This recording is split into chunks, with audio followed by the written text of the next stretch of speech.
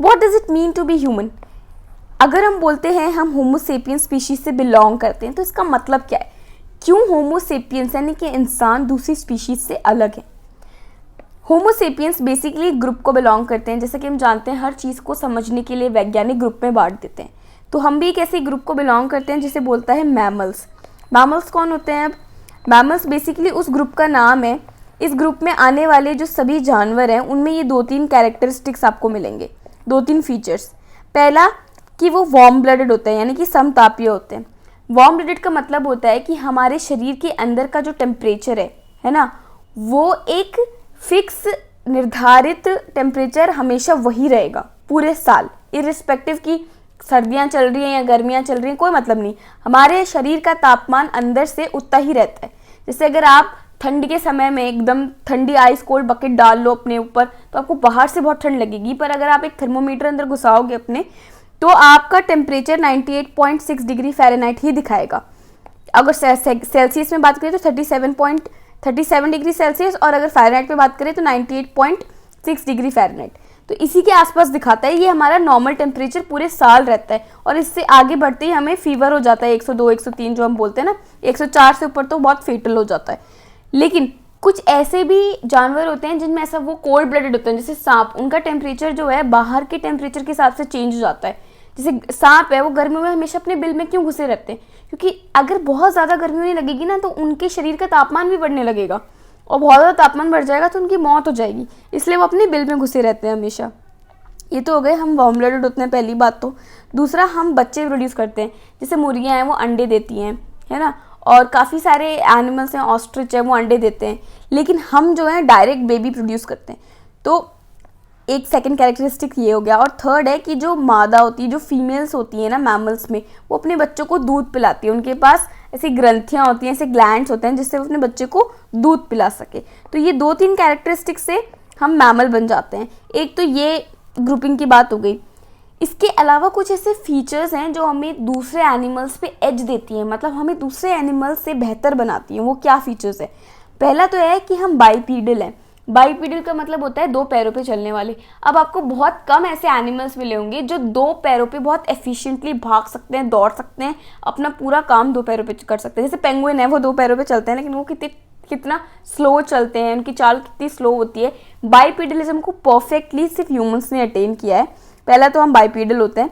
दूसरी बात है हमारी जो वर्टिब्रेट है, मतलब हमारी बेसिकली जो वर्टिब्रल कॉलम है वो एस शेप की है, हमारी बैकबोन पूरी, ताकि हम सारे काम अच्छे से कर सकें, बैठ सकें, उठ सकें, अपनी मर्जी से मुड़ सकें, ठीक है। तीसरी बात है जो हम बहुत फॉर ग्रांटेड लेते हैं कि हमारे पास एक ऑपोजिबल थंब है। थंब यानी कि जैसे दूसरे एनिमल्स में देखोगे आप तो 4 उंगली होती है, उसी से उनका अंगूठा सटा हुआ होता है। उनका अंगूठा उनकी उंगली से अलग नहीं होता है, ठीक है। उनके पॉज होते हैं, 3-4 उंगली एकदम सटी सटी रहती है। लेकिन अगर आप ह्यूमंस को देखो तो उनकी चारों उंगलियां आपस में अलग हो जाती हैं, और एक थंब है जो बिल्कुल अलग हो जाता है चारों उंगलियों से। इसको बोलते हैं ऑपोजिबल थंब। इससे क्या होता है, हम कोई भी चीज़ आसानी से पकड़ सकते हैं, काट सकते हैं, तोड़ सकते हैं। टूल्स बनाने में बहुत हेल्प करती है ये चीज़ हमारी। तो इसके अलावा हमारे पास थंब का बहुत बड़ा एडवांटेज हो जाता है। नेक्स्ट थिंग है कि हमारी जो जॉ है वो केनाइन्स इतने ज़्यादा प्रोट्रूड नहीं कर रहे होते। जैसे अगर आप टाइगर के देखो तो वो एकदम कार्निवोरस एनिमल है। वो बना ही, उसको नेचर ने बनाया है इसलिए कि वो घास फूस नहीं खाता, वो डायरेक्ट जानवरों को खाता है। तो उसके पूरे कैनाइन्स बहुत शार्प होते हैं, एकदम ऐसे चाकू जैसे शार्प, चाकू से भी शार्प, ताकि वो मांस को चीर फाड़ के खा सके। पर हमारे सिर्फ 2 कैनाइन्स होते हैं छोटे छोटे, वो भी इतने पैने नहीं होते। क्यों? क्योंकि अब हम उस जंगल से बाहर आ चुके हैं जहाँ हमें सिर्फ और सिर्फ हंटिंग पे डिपेंड करना है। अब हमारे पास फोक्स हैं, चाकू हैं काटने के लिए। सो एक ग्रेजुअल इवोल्यूशन हो गया है कि हमारे जो कैनाइन्स हैं वो थोड़े फिफ्टे से हो गए हैं। इसके अलावा जो मोस्ट इम्पॉर्टेंट फैक्टर रहता है ह्यूमंस के एवोल्यूशन में, वो है कि हमारी जो फीमेल्स होती है ना हम में, ह्यूमंस में, वो सेक्सुअली एक्टिव पूरे साल रहती हैं। इसका क्या मतलब है कि अगर एक फीमेल है, ह्यूमन फीमेल, वो कभी भी she can have sex and produce a baby, कभी भी वो सेक्सुअल रिलेशंस बनाकर बेबी प्रोड्यूस कर सकती है। पर बाकी एनिमल्स में ऐसा नहीं होता, हर एनिमल में ऐसा नहीं होता। बाकी एनिमल्स में क्या होता है कि एक सर्टन पीरियड होता है पूरे साल का, कह लो 2 हफ्ते, 3 हफ्ते, 1 महीना, ऐसा करके, उसी में वो सेक्सुअली रिप्रोड्यूस करके बेबी प्रोड्यूस कर सकते हैं। जैसे डॉग्स होते हैं, जिनके घर में डॉग्स होते हैं उनको पता होगा कि पूरे साल में ऐसा 2 बार आता है जब फीमेल्स हीट में होती हैं। हीट में होती है इसका मतलब है कि उनके वजाइना से डिस्चार्ज चालू हो जाता है और they are ready to reproduce, ठीक है। और वो ये जो पीरियड होता है हीट वाला, ये 2-3 हफ्ते तक लास्ट करता है। तो 18-20 दिनों तक वो सेक्सुअली एक्टिव रहती हैं और अगर वो सेक्सुअल रिलेशंस फॉर्म कर लेती हैं किसी डॉग से तो उनको बेबीज प्रोड्यूस हो जाते हैं, ठीक है। ये हीट साइकिल होता है।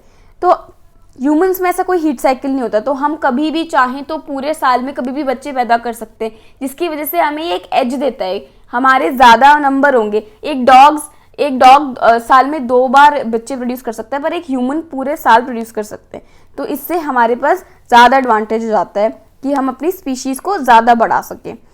इसके अलावा जो ह्यूमंस होते हैं उनके बेबीज़ होते हैं वो अनडेवलप्ड ब्रेन्स के साथ पैदा होते हैं। मतलब अगर आप एक बच्चे को देखोगे तो 3-4 साल से पहले तक तो उसको बिल्कुल मम्मी पापा का सपोर्ट चाहिए होता है हर चीज़ के लिए, उसके लैंग्वेज में, उसकी वॉकिंग में, उसको कुछ भी नहीं आता है। वेयर एन एनिमल्स वो थोड़ा प्रोसेस क्विक होता है, लेकिन ह्यूमंस में ये काफ़ी लंबा प्रोसेस होता है कि ब्रेन्स काफ़ी छोटे पैदा होते हैं बच्चे। मतलब सिर्फ 25% जो होता है बच्चों का दिमाग वो उस कैपेसिटी पे पैदा होते हैं, उसके बाद उन्हें 75% तक डेवलप करना पड़ता है, ठीक है। तो इसके लिए क्योंकि फिर बच्चे जो है माँ बाप पे ज़्यादा डिपेंडेंट होते हैं, तो एक long period of time demand करता है कि जो ह्यूमन फीमेल्स हैं वो अपने बच्चों की केयर कर सकें, ठीक है। इसके अलावा अगर हम बात करें कि होमिनिड इवोल्यूशन में क्या खासियत रही है, तो अगर होमिनिड इवोल्यूशन की जो पूरी कहानी है ना, होमिनिड मतलब जो इंसानों जैसा दिखता हो, कुछ भी कैरेक्टरिस्टिक इंसानों टाइप की हो, ठीक है, जैसे चिंपैंजी और एंगूटेंस, ये सब होमिनिड है, ह्यूमन लाइक इज होमिनिड। तो होमिनिड एवोल्यूशन का सबसे ड्रामेटिक चीज़ जो है वो है ब्रेन साइज में इंक्रीज होना। जैसे हमें जो स्पीशीज़ के स्पेसिमेंट्स मिले हैं, जैसे होमो हैबिलिस हो गया या ऑस्ट्रेलोपिथेकस हो गया या होमो इरेक्टस हो गया, वो इंसानों की तरह दिखते हैं, लेकिन उनकी जो ब्रेन कैपेसिटी है ना वो अलग अलग है। उससे हमें पता चलता है कि हमारे दिमाग का भी विकास हुआ है, क्योंकि पहले दिमाग छोटा था, फिर उसके बाद ज़्यादा सोचने लगे, ज़्यादा कॉम्प्लेक्स होने लगी चीज़ें, है ना, तो ज़्यादा बड़ा दिमाग होने लग गया। तो इससे पता हमें चलता है कि दिमाग का विकास एक बहुत अहम भूमिका रखता है कि क्यों ह्यूमंस जो हैं वो बाकी स्पीशीज़ पे डोमिनेट कर पाते हैं, ठीक है। जैसे जितना बड़ा दिमाग होगा उतनी ग्रेटर मेमोरी स्टोरेज होगी, उतना आप चीज़ों को ध्यान रख सकते हैं, उतना आप कनेक्ट कर सकते हैं चीज़ें। अभी जो हमारा मॉडर्न दिमाग है वो 1450 सीसी का है। 1 सीसी मतलब क्यूबिक सेंटीमीटर, मतलब एक अगर आपने क्यूब लिया है जो 1 सेंटीमीटर चौड़ा, लंबा और वॉल्यूम में 1 सेंटीमीटर है, तो उसमें जितना लिक्विड भरेगा वो है 1 सीसी। तो हमारा दिमाग अभी 1450 सीसी का है, ठीक है, 1450 क्यूबिक सेंटीमीटर्स का। इससे पहले जो हमने पढ़े थे होमो हैबिलिस और चिंपैंजीज वगैरह, उनका कितना कितना है, चिंपैंजीज में 393 सीसी होता है, ऑस्ट्रेलोपिथेसीन्स में 507, होमो इरेक्टस में 973 सीसी। तो अब देख रहे हैं इसमें अभी मतलब ऑलमोस्ट इससे कितना 1.5 गुना ज़्यादा है ना, 1450 सीसी। तो ह्यूमंस का अभी जो मॉडर्न ह्यूमंस का ब्रेन है it is the biggest in capacity size. लेकिन ये ब्रेन साइज की जब हम बात करते हैं ना, तो सिर्फ हम एब्सोल्यूट ब्रेन साइज की बात नहीं करते, हम उसको बात करते हैं विथ रिस्पेक्ट टू बॉडी। कैसे कि ऐसे तो हाथी का बोल दो आपकी बहुत बड़ा ब्रेन है तो हम ज़्यादा इंटेलिजेंट है, ऐसा थोड़ी है। बॉडी के रिलेशन में देखिए कि अगर ह्यूमंस की बॉडी है वो इतनी है, तो उसके मुकाबले उनका ब्रेन काफ़ी बड़ा है, इतना बड़ा है। एक हाथी अब इतना बड़ा होता है, उसका ब्रेन तब भी इतना होगा। तो ह्यूमन का ब्रेन और हाथी का ब्रेन शायद सेम साइज़ का भी हो सकता है ना। तो इसीलिए बोलते हैं कि ह्यूमंस का ब्रेन उनकी बॉडी के रिलेशन में बहुत बड़ा है, इसलिए हम बोलते हैं we have big brains, okay. Some people also say कि मेन जो है उनका ब्रेन साइज बड़ा होता है ना, मतलब वीमेन से लार्जर में। लेकिन इसका मतलब ये नहीं होता कि मेन हैं जो वो इंटेलिजेंट होते हैं ज़्यादा वीमेन से, this is a misconception. Also animals जो होते हैं वो अपने इन्वायरमेंट से अडेप्ट करते हैं, इंटरैक्ट करते हैं। मतलब कैसे कि ना अगर बहुत धूप पड़ने लगी तो सांप जो है बिल में घुस जाएंगे, है ना, अडेप्ट करते हैं कि अगर बहुत धूप पड़ रही है तो मैं बिल में घुस जाता हूँ। या फिर है ना अगर बहुत ऊंचा पेड़ है ना, और उसको फ्रूट्स खाने हैं बंदर को, तो वो ऊंचे पेड़ पे क्लाइंब करके जाएगा, इंटरैक्ट करेगा, ठीक है। चिड़ियाँ जो हैं वो तिनका कलेक्ट करके अपना घोंसला बनाएंगी। मतलब कॉन्टीन्यूसली अडेप्ट और इंटरैक्ट करते रहते हैं एनिमल्स। लेकिन जो ह्यूमंस हैं उनमें बहुत तगड़ी क्षमता है कि वो अपने एनवायरनमेंट को मैनिपुलेट कर ले। मैनिपुलेट मतलब चेंज कर लें अपने हिसाब से। अगर एक पेड़ है जो ह्यूमंस को पसंद नहीं है कि उनके रास्ते में आ रहा है, उनके घर के बगल में एक पेड़ है जो ह्यूमंस को अच्छा नहीं लगता है कि why is this tree here, it's not comfortable for me, तो वो क्या करेंगे, एक आरी लाएंगे, उस पेड़ को काट देंगे। ये हमारी मैनिपुलेशन की कैपेसिटी है कि हम अपने एनवायरनमेंट को जैसा हम चाहते हैं ना वैसा बना ले। हम पूरी की पूरी सिटीज़ बना लेते हैं, विलेजेस बना लेते हैं।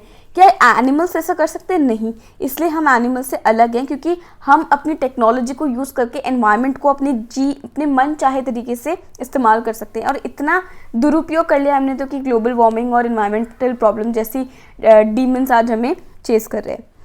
इसके अलावा ह्यूमंस की थिंकिंग कैपेसिटी भी बहुत ज़्यादा सुपीरियर है किसी भी एनिमल से। हम बहुत ज़्यादा चालाक होते हैं किसी भी एनिमल से, इसलिए ह्यूमंस ने आज पूरी अर्थ पे कब्जा कर लिया एक तरीके से, और हर स्पीशीज़ को वो थ्रेटन कर रहा है, उसके एग्जिस्टेंस को थ्रेटन कर रहा है। टाइगर जैसे इतने खूंखार एनिमल को भी हम टेम कर सकते हैं with the help of a gun. इससे पता चलता है कि ह्यूमंस की जो पूरी की पूरी कैपेसिटी है to rule the environment, it's so unchallenged.